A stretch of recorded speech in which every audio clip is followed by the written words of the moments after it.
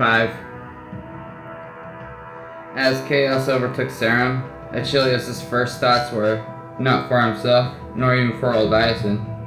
Rather for Saranthina.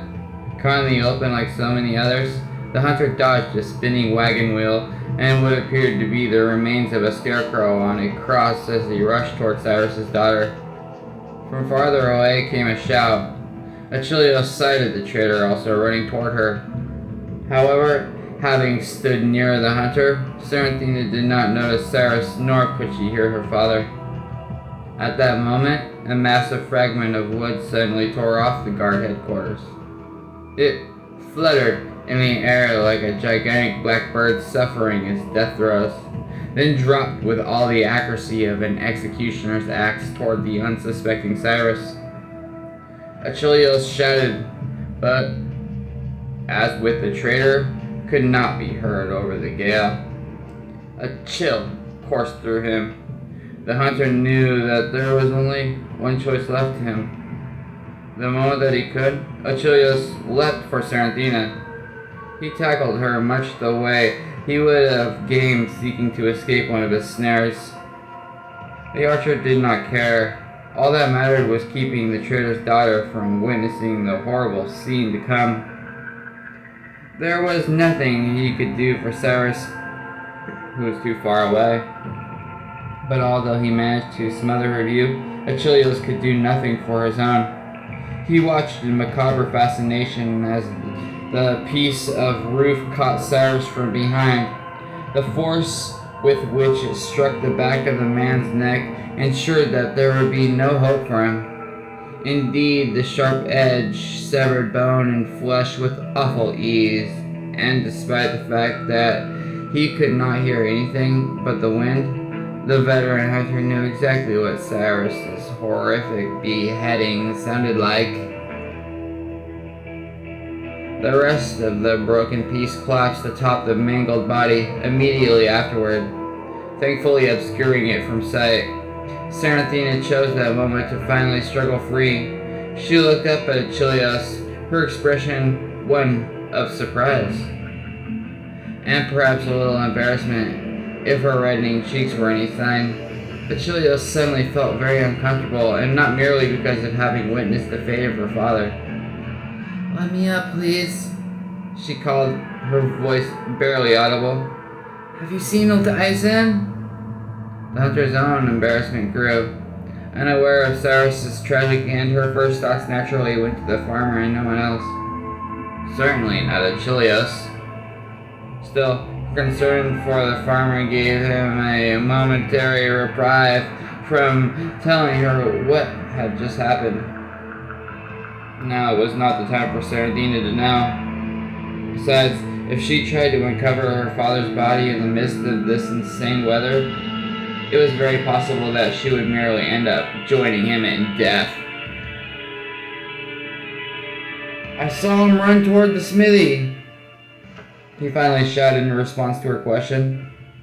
Despite his powerful lungs, Achilles had to repeat himself before the traitor's daughter understood. He pulled her to her feet, careful to avoid turning her in the direction of the grisly sight. "Hold my hand tight or you may be blown back." To his relief, Saranthina obeyed without question, Achilles dragging her in the direction he had last seen his friend, the violent wind buffeting him as hard as any wild boar. He did not know what they would do if and when they actually located old Ison. The farmer was considered a prisoner, a possible murderer in the eyes of some, and Achilles' duty should have been to either convince his friend to return and face justice, or, failing that, force him to do so. But the hunter had already seen enough of what passed for justice, and the very thought of turning old Ison over to the Inquisitors, or even Tiberius, left Achilles cold. More important, if he brought old Ison back to Sarum to face the charges, the archer had no doubt that he would forever blacken himself in the eyes of Saranthina. They raced for the edge of the village, even as others ran past them in different directions. Planks tore off buildings, adding to the dangerous debris flying about.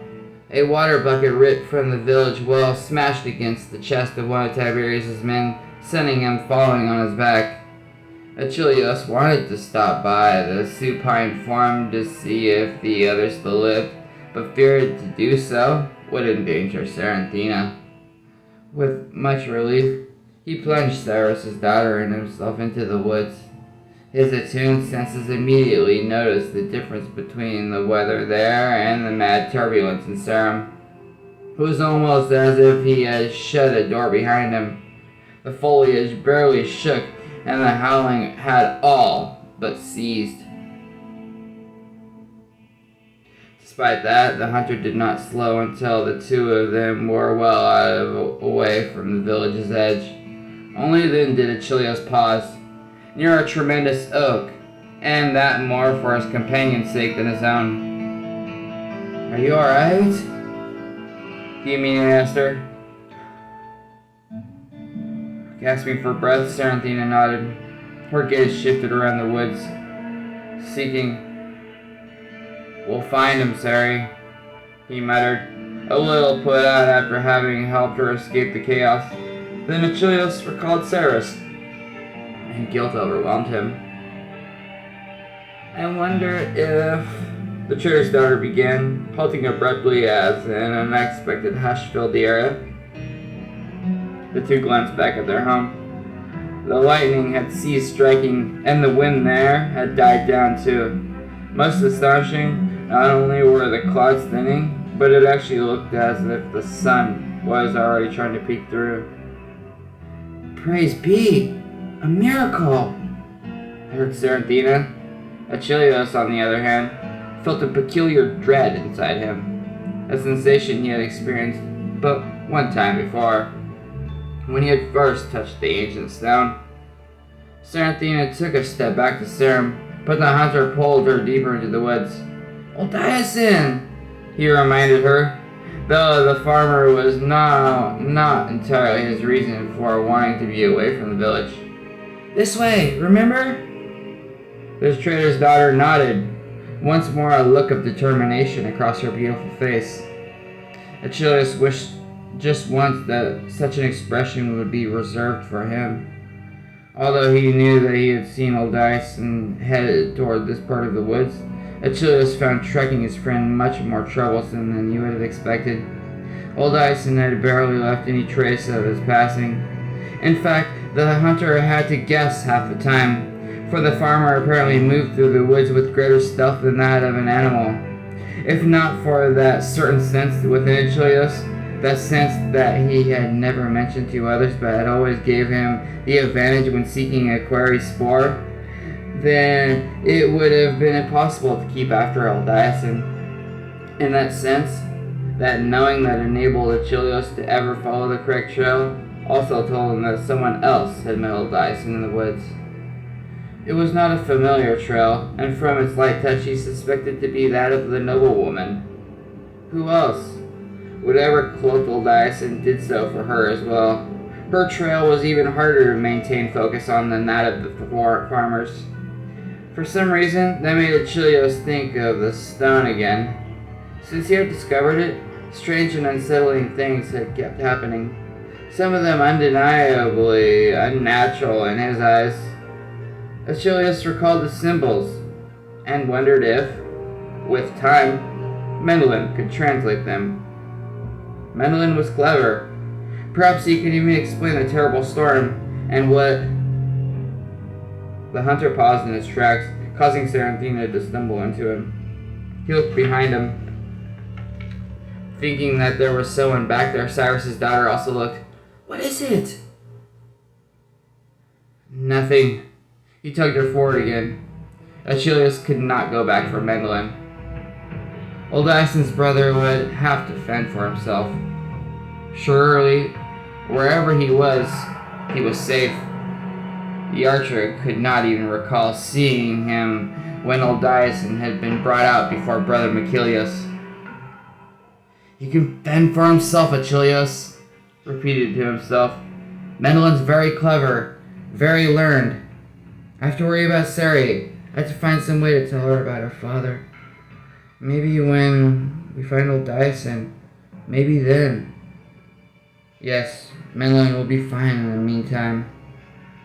The hunter kept on repeating the last in his head, hoping that eventually he would believe the scholarly Menlin would indeed stay out of trouble. Hoping, but not expecting.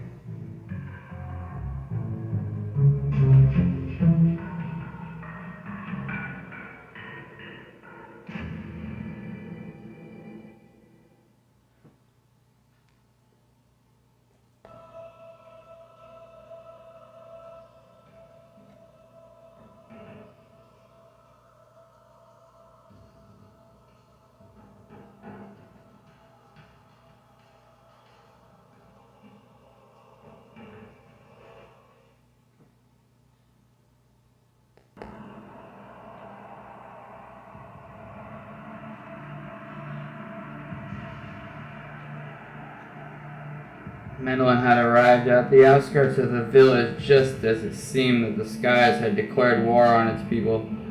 In contrast to the rest of Sarum's inhabitants, he had stood where he was, watching in fascination as nature acted in a manner entirely contrary to what he knew to be correct.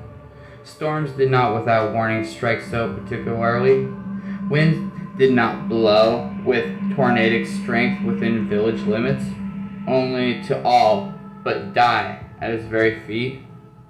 Only when the phenomenon had without warning ceased did Mendelin stir himself and enter Sarum.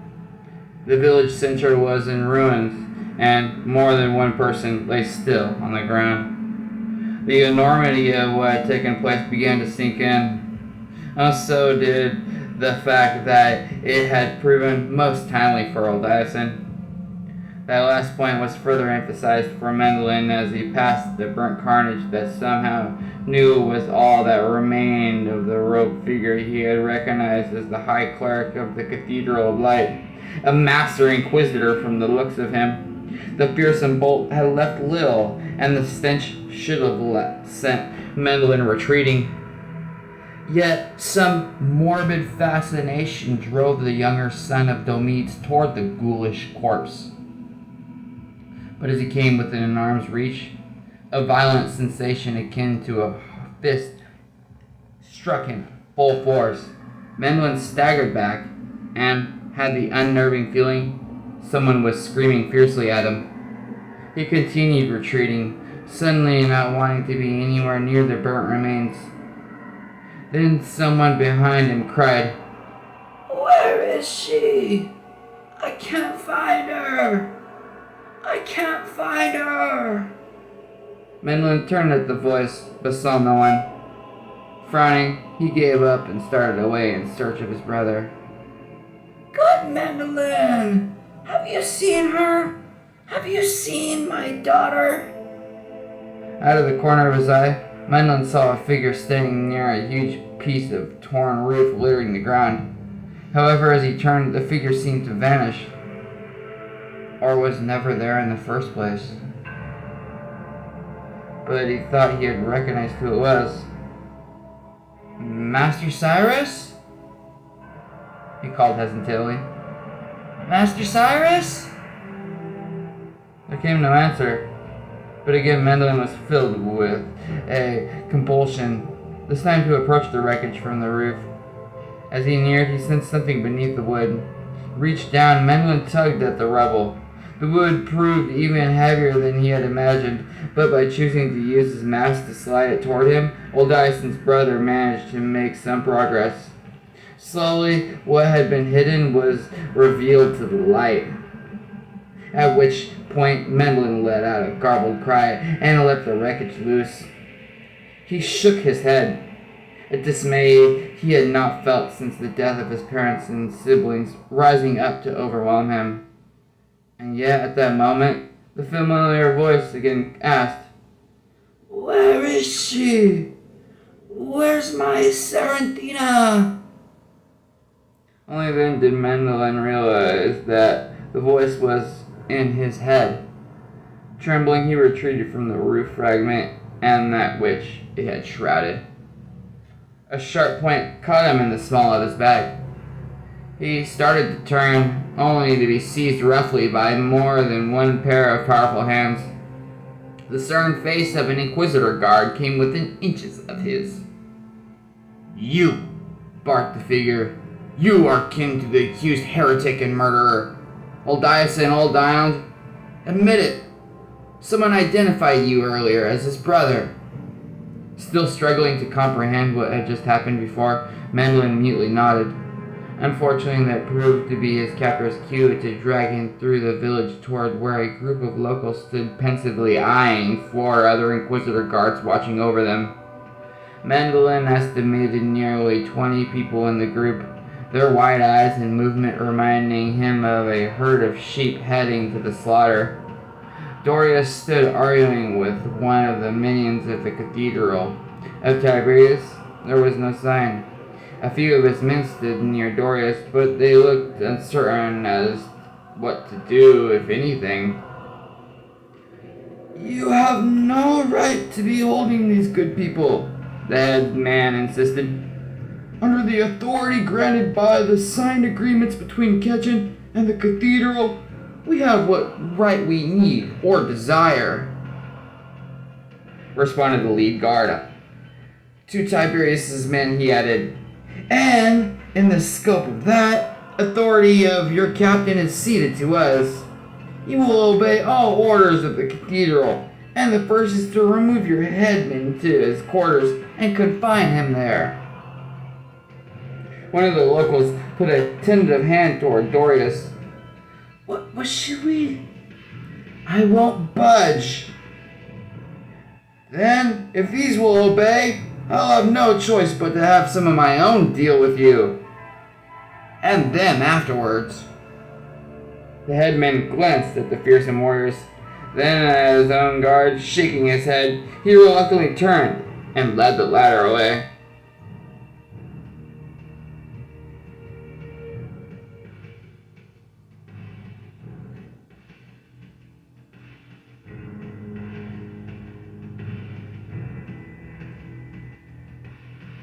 With Dorius's retreat and Tiberius's absence, Mandolin now suspected that the captain was one of those struck down.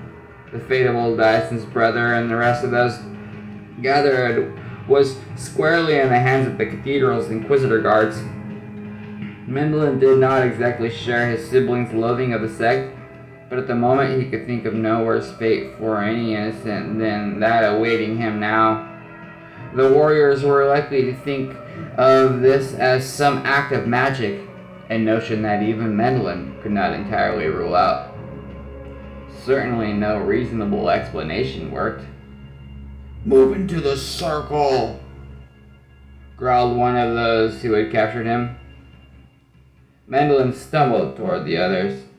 Those nearest immediately shunned him, pressing against their fellows in fear.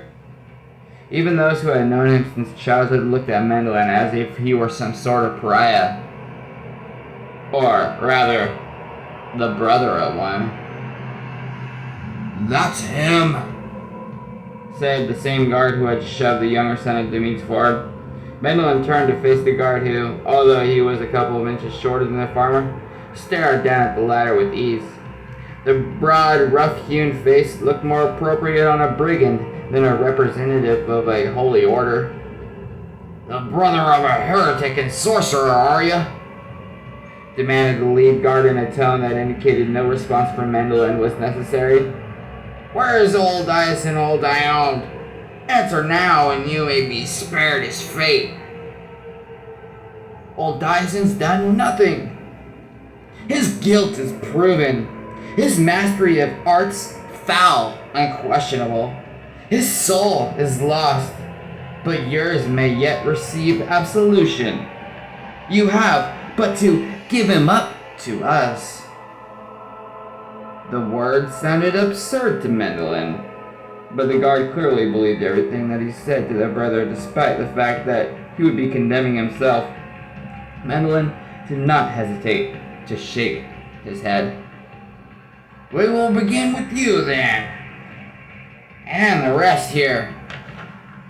All known to fraternize with the heretic will learn from your example." Just as quickly as they had tossed him in among the others, the guards now pulled Mendelin out. They dragged him to an open space. As the farmer was forced down on his knees, he saw the lead guard stride over to his horse, there to remove a long-braided whip rolled up and attached to the saddle. The guard undid the loop, unbinding the whip, enabling the full length of the sinister weapon to flow free. He tested the whip once. The crack it made, shaking Mendelin worse than that of the harshest thunder. Face resolute, the lead guard headed back to Mendelin, who squeezed his eyes tight and prepared for the agony.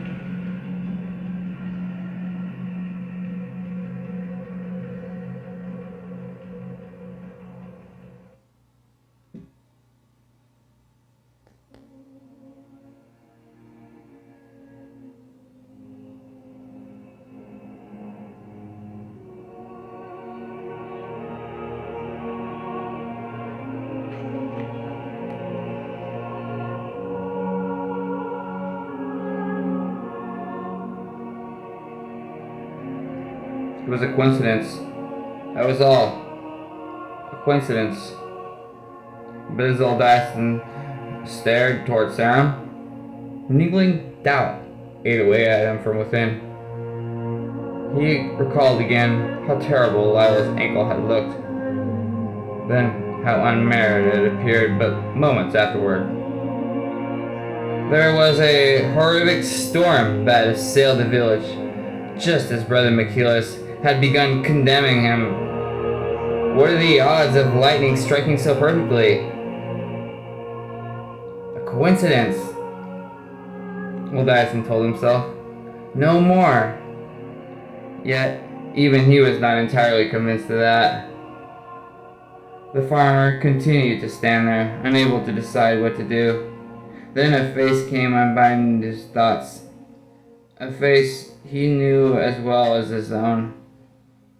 Mendelin's, and with it came a sense of urgency, of impending threat. With a wordless cry, old Dyson started back to Sarum. "Old Dyson!" called Lila. "What is it?" "My brother, Mendelin!" was all he could say. The need to reach the village before something terrible happened to Mendelin took over. Old Dyson did not question how he knew that his brother was in danger. All that mattered was preventing Mendelin from coming to harm, even if it meant being recaptured. Without warning, figures appeared before him. Old Dyson prepared himself for a struggle, then recognized Achilles and Saranthina.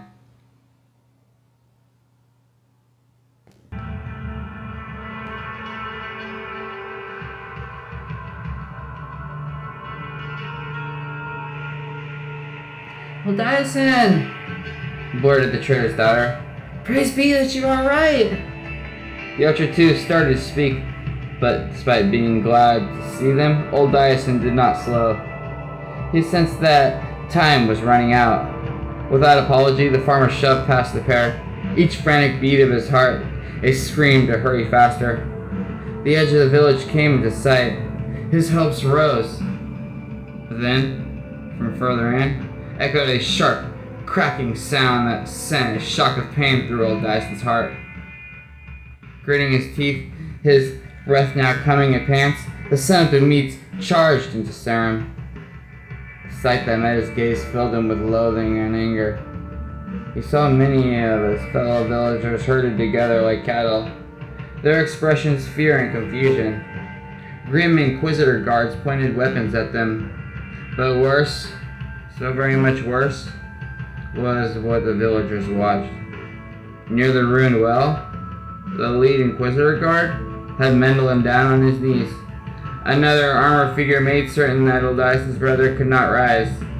Someone had torn open the back of Mendelin's tunic, and now a long red ribbon decorated the latter's spine. A red ribbon made by the long scaled whip of the lead guard. The officer at last noticed old Dyson, then readied the whip for another strike. "Surrender yourself, old Dyson, old Dion, or you will force me to cause your brother more suffering." his twisted words, insisting that it would be old Dyson's fault if Mandolin was again whipped, only made the farmer more furious. He wanted to lash out on them the way they dared lash out on his brother. The length of the officer's whip curled up in the air, as if blown by some sudden gust of wind. Startled, he tugged at it, trying to bring it down, but the sinewy cord instead tangled around his neck. He reached to pull it off, but the whip suddenly tightened. The officer's eyes went wide and he let go of the grip in order to tear at the whip, but with both hands. A hacking sound escaped him. The guard nearest Mandolin rushed to aid his commander, at the same time working to sheath his own weapon. However, his hand suddenly turned, causing the blade to rise above the sheath. Somehow the blade bent and buried itself upward just beneath the breastplate. Blood spilling over his hands, the stunned guard collapsed into the officer, whose eyes were bulging as he now clawed in desperation at the macabre noose. The wounded guard finally slumped next to Mandolin, who stumbled away in shock. A second later, the officer let out a gasp and joined his companion. The whip remained tight around his throat. "Old-Dyson!" called Lila from somewhere behind him. "Beware the others!" He glanced to the side to see the remaining Inquisitor guards converging on his position. A part of Old-Dyson wanted to flee, but his fury still dominated. He glared at the armored men who terrorized in the name of their holy sect. One man stumbled. His sword turned. The edge of his blade expertly cut through the throat of the guard next to him. The second man let out a gurgle, and as he did, he dropped his own weapon, which somehow tangled the feet of another guard. That man spun around, then hit the ground skull first. There was an audible snap, and the Inquisitor stilled, his head now lying at an awkward angle. But now, the rest of the guards surrounded Old Dyson, who eyed them as he would have the vermin that sought to devour his corpse. In his mind, they were no more than that. The farmer recalled when once he had discovered a cache of grain infested with such. He had done the only thing that he could to keep the creatures from spreading. He had burned the cache, burned it with the vermin still inside, burned them. The foremost guard cried out. He dropped his sword and stared in horror at his hand, which was blackening before the eyes of all. In a single breath, the flesh cindered, and the muscle and sinew turned to ash. Even the bone darkened and darkened until nothing remained. And as if he befell the fate of his hand, the guard himself suffered so. His face shriveled, and his body shook, even his armor tarnishing as if tossed into a coal-fueled inferno. He screamed, but his scream was cut off as his tongue crumbled. The eyes vanished then, melting into the sockets with horrible finality. The crumbling black figure collapsed in a heap of bones that further smoked away to dust. His comrades had no time to gape in fear at his fate, for they perished at the same time. Their brief cries were shrill, and their deaths were marked by the clatter of empty armor and lost weaponry. Only after they were all dust did Old Dyson return to his senses and stare at the monstrous sight he could not even at that point fully link to himself. Yet neither could the farmer deny the fiery urge he had that swept through him, the urge he had focused on the hapless men. An unnatural silence filled Sarum. Old Dyson finally tore his gaze from the macabre remains and looked at his brother, who stood but a few leagues from him. Panting, still obviously in some pain from the harsh lash of the whip, Mandolin gaped at his older sibling. "Old Dyson," he finally succeeded in whispering. But Old Dyson now looked past Mandolin to where the rest of the villagers stood packed together, even though their captors were all dead. He saw no relief in their eyes, but only what the farmer recognized as dread. Dread of him. Murmuring arose from within the group. When old Dyson stretched forth a hand toward them, they moved as one away from his touch. That in turn caused old Dyson to retreat a step. He looked around and saw that other villagers had stepped out from hiding. Faces that he had known all of his life now eyed him as the farmer's prisoner had. I didn't do anything, he murmured, more to himself than others. I didn't do anything, the son of Demedes protested louder. But the people of Sarum saw him differently. He knew. They now believed that he had slaughtered both missionaries. How could they not? Before their eyes, one man had been struck by lightning, another strangled by his own weapon, and the rest brought down in manners no one could ever claim ordinary. Old Dyson spotted Tibian. He stepped toward the owner of the boar's head. The old man had been as near a father to him as anyone since the death of Demedes. Tibian could at least see sense. The stout figure backed away, his stony expression not entirely hiding the revulsion and anxiety. He immediately shook his head. Someone tugged on his sleeve. Mandolin. Wincing from pain, his brother whispered, "Old Dyson, come away from here, quickly. I've got to make them see. I got to make them see sense, Mandolin. They can't possibly believe." They believe. I think even I believe. That doesn't matter. Look around. You're not old Dyson to them anymore. You're the fiend that the Cathedral Master Inquisitor claimed you to be. That's all they see. Brow wrinkled tight, old Dyson glanced from one direction to the other. All he saw were the same dark emotions. Dorius reappeared, and with him Tiberius. The captain had his arm in a sling, and there was a gash on his right cheek. Behind the pair came the men who had been ordered to lock up the head man in his own quarters. Captain Tiberius was the one who finally spoke to old Dyson. "Keep perfectly still. Don't do a damn thing, old Dyson, except put your hands behind you." "I'm not the cause of all this," the farmer insisted. "You knowing all the while that his protests were as futile as ever. But you got to listen to me." "There are archers positioned," Dorius anxiously interrupted. "Please listen, old Dyson." The farmer shook. No one would listen to him. He was surrounded by insanity. They saw in old Dyson a murderer. A monster. Distracted by his own turmoil, he almost did not notice a subtle motion by Tiberius. The headman's words returned to him. Archers. Those who had once been his friends would rather kill him than understand this predicament. "No!" Old Dyson cried out. "No!" The ground shook. People toppled over. Something whistled past his ear.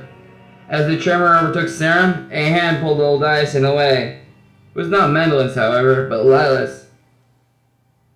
"This is our only chance. Come!" Unable and unwilling to think anyone, he allowed her to guide him out of the village. Although those around them seemed unable to keep their footing, neither the farmer nor the noblewoman had any difficulty. Someone shouted his name. Despite Lila's tugging, old Dyson looked back and saw Mendelin on all fours. His brother was trying to follow, but suffered the same trouble as the rest of Sarum. Ignoring Lila's protest, he went back for Mendelin. Mendelin took his hand and suddenly found his footing. Holding tight, old Dyson led his brother from the chaos. "Horses!" Mendelin shouted above the din. "We need horses!"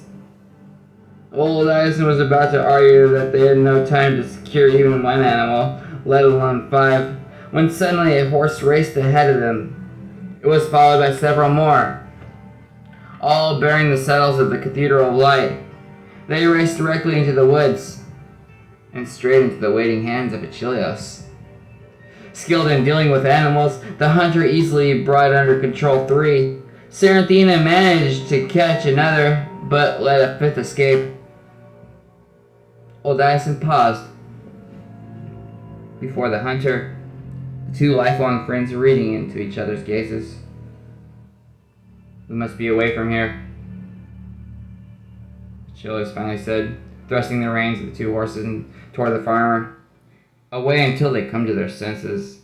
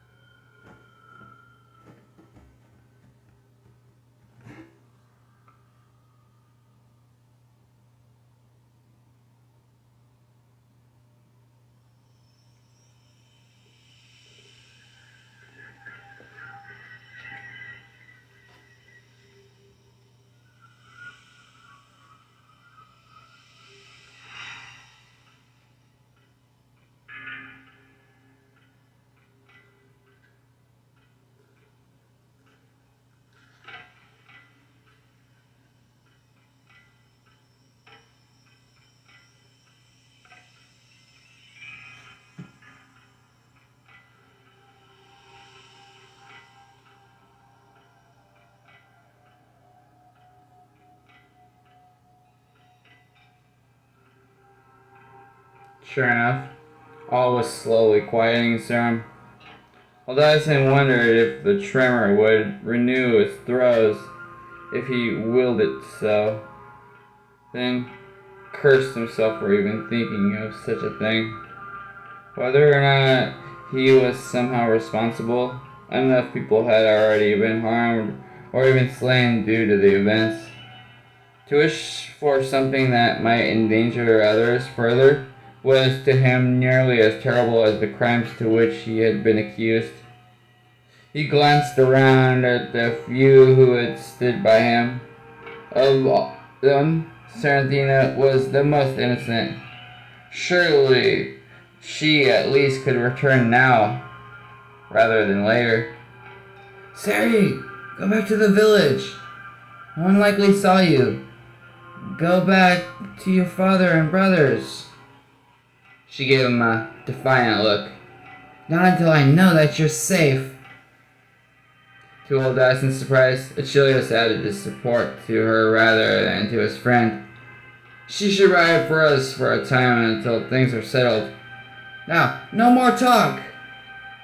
"To the southeast," Lila declared without warning. "Ride to the southeast. You will be safest there." Unfamiliar with that region, old Dyson looked at the hunter, but Achilleus only shrugged. He had not been much farther than his companions. Lila leaned near old Dyson's ear, her breath warm and stimulating. "Trust me," she whispered. "The southeast."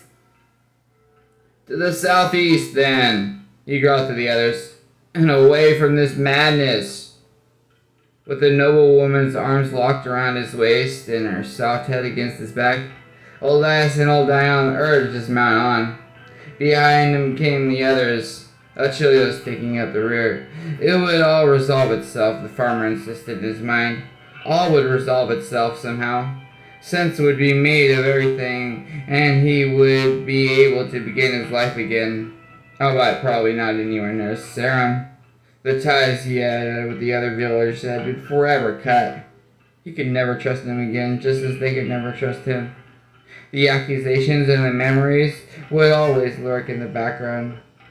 But old Dyson could start over elsewhere.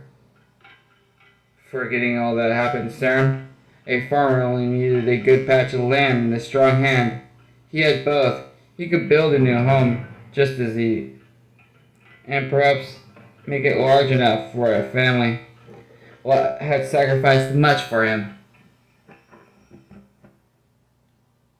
He had to mean something to her. Whatever the difference in their bloodlines, together they would put behind their pasts and make a new future. If the cathedral and the temple let them, that is.